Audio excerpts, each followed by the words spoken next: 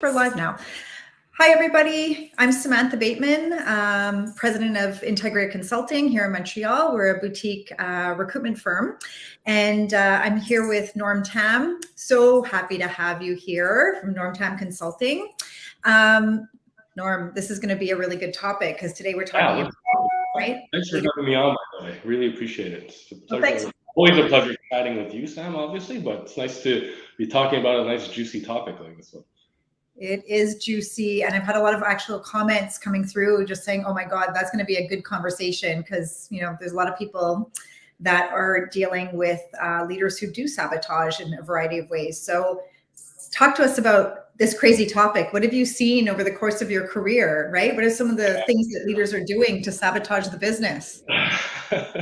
You know what? I think I'm going to preface the conversation as a whole first, because this is not about leader bashing, okay? No. This is about recognizing that leaders are humans just like everyone else, right? But the struggles are real. I mean, let's face it. I mean, there are real situations that leaders get themselves in that they're not familiar with, and there's real damage being caused to the organizations, which is even more important. So, you know, it's a real interesting topic in a sense that I don't believe that leaders even realize sometimes what's going on. I think that's the biggest, point number one is like living in the non-awareness, and everyone around the leader kind of like just nodding and saying, oh yeah, everything's cool. But when the leader turns their back, they're like, oh my God, which is sometimes part of the problem, because how can we be expected to fix anything if we're not even aware of what the issue is? But then, there's also the others. I'm not going to fairy tale this one. There is like real toxicity that exists as well, So I always look at it like kind of like two sides. There's like the good side of like the well-intentioned leader that just, wants to do the best, but obviously for a whole myriad of reasons, just struggles sometimes. And then there's just like, real toxicity also does exist too. And quite honestly, from that perspective, unfortunately, I don't think there's much to be done, because you're talking about like, narcissism. Yeah, that's all the kind of the non-fun stuff, and you can hope and pray, but you're really talking about a lot of elements that are out of your control at that point. Right. Well, it's interesting because when we've interviewed leaders, a lot of times, a question that I've asked is, how have you developed as a leader, for example, right? And it's interesting when you get people who can be very real around what kind of leader they were early on in their career, that sometimes they're not very proud of that person because they've evolved and they see that there's a better way of leading people now, and they've learned different, skills around that. So you've kind of got that self-awareness. So what are some of the things that you found leaders have been doing that can really kind of be very damaging to organizations? Well, yeah, I think that word awareness is like a key one. And, a leader who's not even aware of their impact, I think, can be, potentially, massively damaging to an organization. Not even realizing the impact of your words, not even realizing the impact of your behavior, not even realizing that if you're in a bad mood a certain morning and you come into the office or on your remote Teams chat, you're in a bad mood, not even realizing that sets the tone of the entire day for the entire team around you. That's right. So awareness is like huge. I remember, just to share a story, I was in a department meeting of mine years back, and I had, gone through that exact same evolution like you're talking about, Sam, of, growing into a role. And someone brought up as open feedback to myself, because it was kind of a department meeting / 360 that we were having. And they said, Norm, it would be nice if you kind of like said hi more when you walked by the area. And it really hit me because, it wasn't that I wasn't saying hi to just be, an a-hole or, ignore people. It was just like, in a way, like, who am I? Like, I grew up in this role just like everyone else. I work hard just like everyone else. And I really just kind of said, like, who am I? Like, no one wants to, you know, hear from me as I'm walking through an area just to get to my office. But I was made aware that, you know what, no, Norm, that does have an impact on the entire department that day.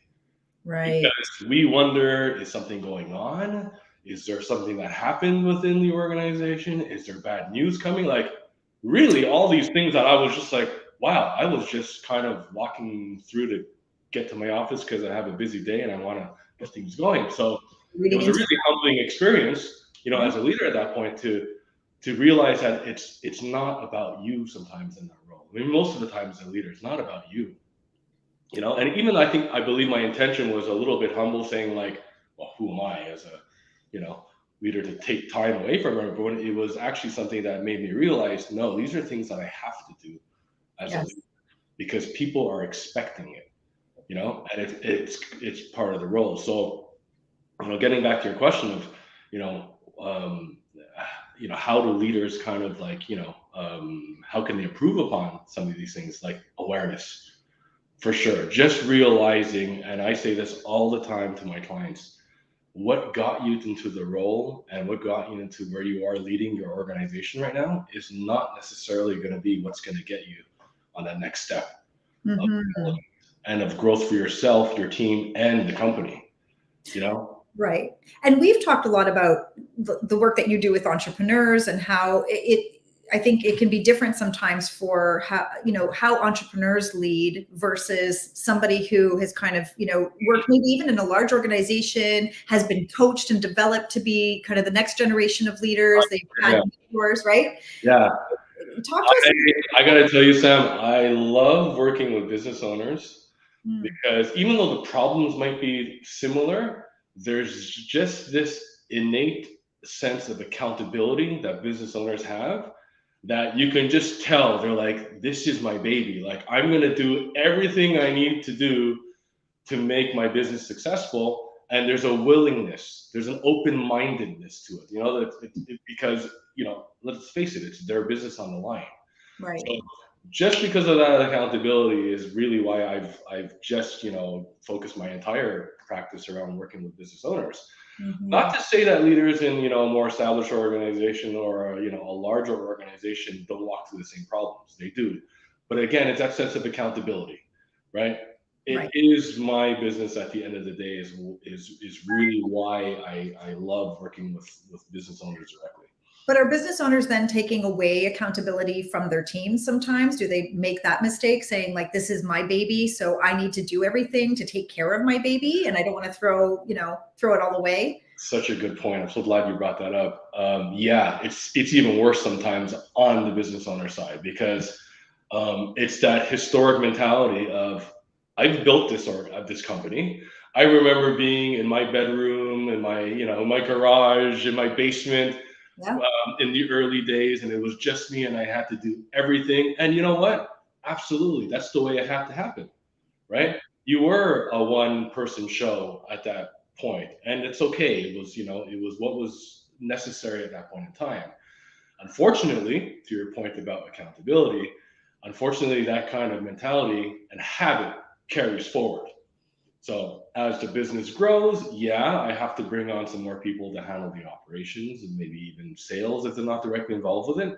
So the company grows, more people are added on. However, typically in kind of the struggles that I see is everything still rests on the shoulders of the business owner. Like, everything still rises to the top when there's issues, right? And the business owner is very quick to take it on. And that's one of the core things, that I love helping my clients with is realizing, hey, why are you taking this on? Yeah. You have a team. You hired a team. You have a team on payroll here. You've invested in people that are sitting right outside, your office or several feet away who can't wait to probably get their hands on this project or this challenge that you have. But yet again, here you are, very quick to say, I got this. Because I was there, I know how to handle this. I've seen the problem many times before. You just made me think of a search that we did a long time ago for a well-known coffee shop chain, let's just say. And in, the way that they were structured in terms of developing their leaders was that very early on in their careers, they would be getting access to the P&L statements, right? And they would have a real understanding around, yeah, you have to sell the muffins by whatever 3, otherwise they go in the garbage because they're going to be stale. And having that, right? Having that understanding and seeing the numbers. When we were sourcing leaders from other, from competing organizations, because it was franchises, most of the time they did not have access to the numbers. And that really impacted what kind of leader they really were, because they didn't have the depth of knowledge, right? So it makes me think in terms of, why do you feel that leaders sometimes will hold that information back and not want to share the numbers or, some of the nitty-gritty details about the business, when at the end of the day, it only hurts the company as a whole when you don't have people who can step up and make the right decisions for the business?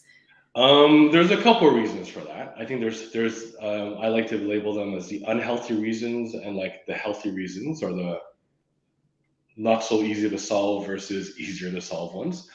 The not so easy to solve ones are really when it comes down to the person, when it comes down to the individual and the business traumas, like I like to call them sometimes, that have occurred in the past, where they've become so guarded, they become so insecure about certain things that it's just actually difficult for them as a person to let the reins loose, right? There's a lack of trust. There's an innate notion of like, I'm the only one that can do this. The last time I tried delegating this, I got screwed over because it fell apart, and then I had to take the blame. Like, there's all that, right? So there's definitely a notion of personal business trauma that can happen. The other side of things is actually more the solvable bits. I look at them as the leadership skills and the traits, and again, the awareness. They're realizing that in order for me to grow my team or my organization, I actually have to pretend that I'm not involved in the day-to-day anymore. Right. I consciously have to like schedule my day out, and do the work to build up my calendar, that I'm not in those, day-to-day problem-solving meetings. I'm no longer answering those emails that are related to an order number, or that, are answering a customer support, request. I'm not doing that anymore, because I have a capable team there. And it comes down to breaking the habits. It's, at first you might have that reflex, but then, I love calling my clients out on that. Like, hey, what are you doing? Why did you do that? Well, because so-and-so was busy, so I thought I should, no, no, just because someone's busy doesn't mean like it's your time to do it. Or, I let them go with it, and they tried, but they got stuck. So automatically I have to get in there and help them out. It's like, no, if your kid fell while trying to learn how to walk, does that mean that they're never to walk again? It's like, for stroll them around with their stroller for the rest of their life? No, like, that's true. That's great. Encourage them to like, hey, cool, you fell down, it's all good, you got a little hurt, but like, encourage them to get back up and try again. Yes. So it's a tough habit though. It's like you almost have to just consciously walk through it and give up that habit of getting involved, It reminds me of this leadership course that I took through HBS Online, and they talked about, referring to what you said earlier about what got you to this point, right? Might not get you to the next. And they talk about kind of new leaders, right? And how you were promoted into a new role because you were so successful in this position, right? So maybe you're working for a larger company and they're like, you really know what you're doing. You're, an expert at whatever. And now we're going to move you into a leadership role so that you can kind of lead your team. And or maybe you're an entrepreneur, you're really good at what you do, and now it's time to, build the team. But there's a lot of insecurity that comes into your new role, right? I mean, I'm feeling it, as you know, right now, right? Because now I'm in a development role myself, and the team is running with the searches. But it's made me think a lot about how, that instinct, whether it's your business or not, of, hey, I did that job. I know what goes into that job. Let me go in and fix it. Kind of, takes over being a good leader of backing off and letting people figure it out, right? And I think what really helps there is it's obviously very challenging to just tell someone to change habits without there being the reason for it, without there being a kind of a follow up on the results that come when you let go a little bit and when you do operate a different way. So I think one thing that's really, really helpful is, it's not just to say, well, you got to change this habit because you need to be a better leader. Sometimes that's not obvious. Like, if I've led my organization in the first 5 years of its business and it's gotten me to this point of success, wait a sec, who are you to tell me that I'm not a good leader? Like, I grew my business, it's grown to this point. So how are you telling me that I'm not a good leader? It's important to point out the reasons now why maybe some of those leadership skills are a little bit lacking, and some of the kind of the downsides of what is happening with the team. And this is where I really, encourage open lines of communication. And it's okay to tell a leader that you respect candidly, in a very kind of direct way, what these shortcomings are, right? And I know that's easier said than done. Yeah. So what's an example? Because I know, so on our team, for example, one of my team members, who shall remain nameless, but she's fantastic. She'll tell me, I got this. Right? Yeah. I got this, Sam. Right? So yeah. So you know what? I want to give a great little a hack, right? Like those little tips and tricks for someone who's trying to connect with a leader and trying to get them to change their ways. Okay. Yep. It's not enough of just asking, what else do you want me to do? Or how else can I help? The reason why I say that is because the leader who has been so wrapped up in doing things on their own, they hear something like that and they're going into like little transactional mode and itemized mode and saying, well, okay, maybe you can help me, on the invoicing, like maybe you can help me a little bit, and you'll get a little tidbit, but you're not going to work project. But you're not changing habits, right? Yeah.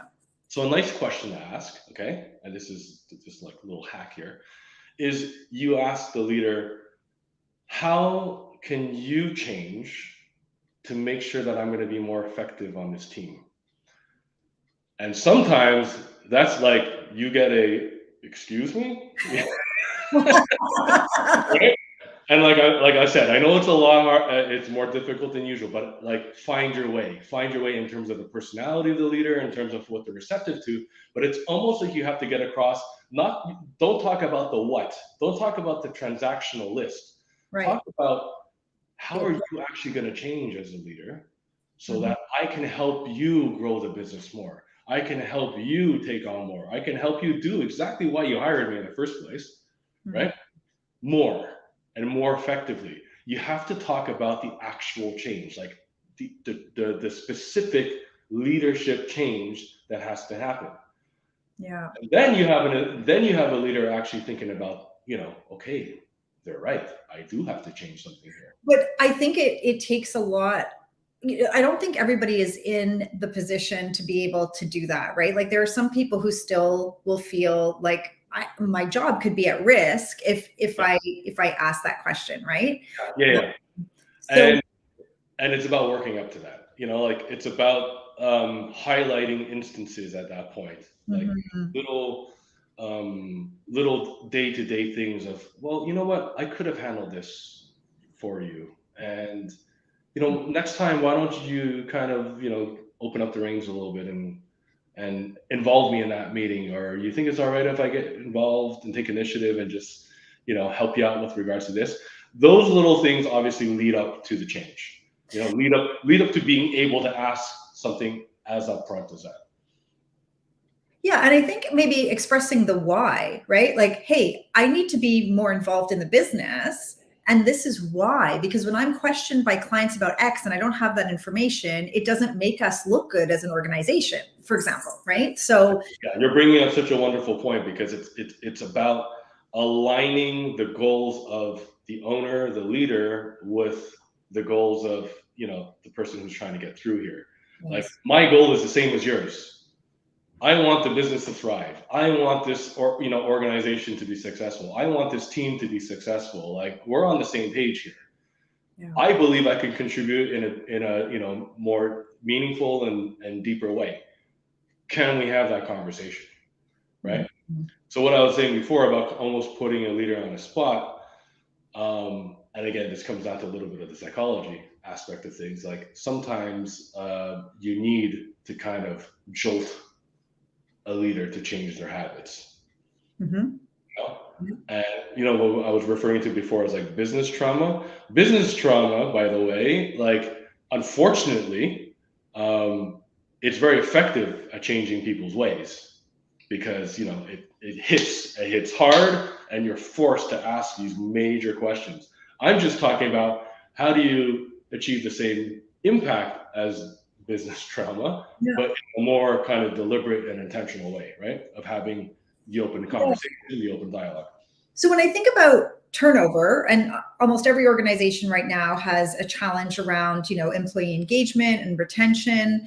I think, what are some of the things that HR can be doing to support their leaders beyond being very transparent around, hey, like, you need to be held accountable for the turnover in your department, right? It can't always be, oh, they didn't work out because they weren't good enough, right? Like that. Yeah. So what are some of the other things that HR can do when they're coaching leaders around accountability, and especially when we see, so there's two polls going, right? For those of you who are, I don't know, have been following this on LinkedIn, one is for leaders, hoping that they can be a little bit kind of vulnerable in sharing where, under what circumstances they have sabotaged the corporate culture, for example. And then the other poll is from employees of when they've reported in or had to deal with a leader who sabotaged. And the thing that surprised me was around the burnout. Like, it seems like we haven't opened the poll to see the numbers, right? But like, I've been able to check the numbers, and the burnout piece and depression is so high for employees who are dealing with leaders who act as saboteurs. Like, did that surprise you at all, that was like the biggest number out of everything? It did. It actually, I answered that poll, and it wasn't the answer I gave, and I was like shocked that when I did see the results, I was like, wow. And what kind of triggered in my mind is, if you're feeling burnt out and stressed about this, it actually means in some weird way that I think those respondents are maybe taking it on their shoulders, or almost kind of getting stressed that this is what I need to deal with. Yeah. Right. And almost in a way getting stressed that this is what I have to accept, Yes. Because if you didn't accept it, or if there was a clear roadmap of what to do, and we're not going to accept this and it needs to change, I don't necessarily think the level of burnout would be, as highly expressed as it was. So it does obviously seem like there's a high level of acceptance that the leader is sabotaging right now, and we just have to kind of do our best, which is, I'm sure, it's real. I mean, let's face it, it's real, but it doesn't need to be that way. So, I mean, I think getting back to your question there of like, what can HR do? Yeah. Right. I'm going to go back to that first word I mentioned before when we started the conversation, awareness. I think there's a large part of this that is, HR can help in terms of bringing awareness to the issue through actual cases that are happening within the organization, within the team. But also, I think one of the nice things I've seen in the past is bringing in this leader in a group of other leaders, and not necessarily in the same organization. Having them, become a networked member in another group of leaders where they're hearing different challenges and issues that are going on outside of their organization. Because let's face it, when you're in a particular organization, you're subject to that organization's culture. That's just the way it's going to be, right? By broadening the horizon a little bit and encouraging this networking, capability in other leadership groups, you actually really start to see like, okay, what is everyone else in the world going through?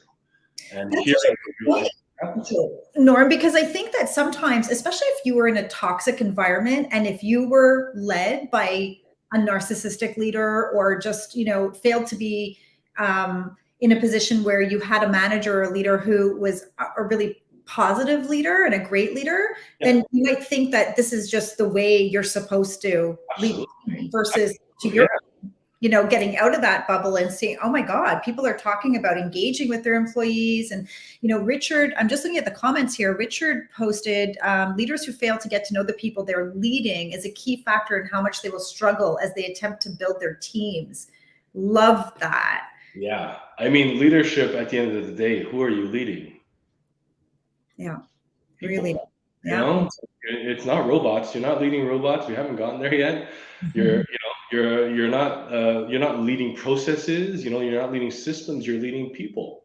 Yeah. And all the rules of how people want to be treated apply. Like, it's almost like that's the base requirement.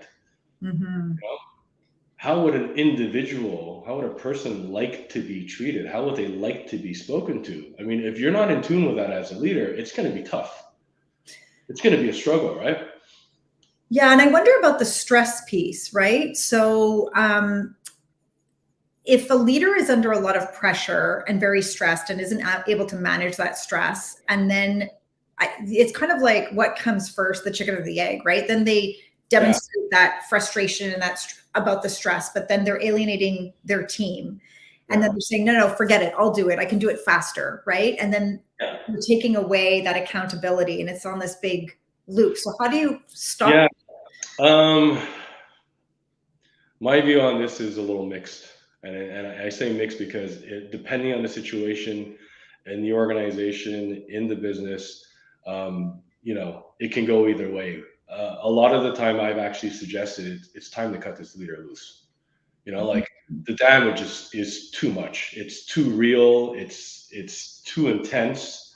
You're dealing with someone and it's not malicious. It's just maybe this individual is, went through that kind of evolution from, hired 15 years ago and just moved up the ladder and has ended up in a position where they never should have gotten in to begin with.